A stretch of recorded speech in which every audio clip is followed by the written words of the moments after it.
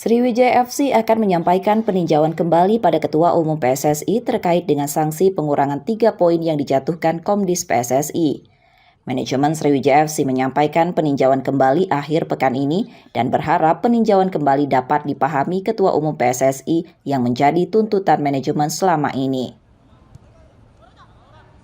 Kita harapkan pimpinan tertinggi dari PSSI, Ketua Umum, itu dapat memahami apa sebenarnya yang dituntut oleh Sriwijaya FC. Kemudian memahami apa yang terjadi di sepanjang perjalanan Liga 2 saat ini. Sehingga ini menjadi bahan untuk dievaluasi, untuk dicermati oleh para pengurus PSSI, kemudian pihak-pihak yang terkait lainnya untuk perbaikan persepak bolaan di Indonesia.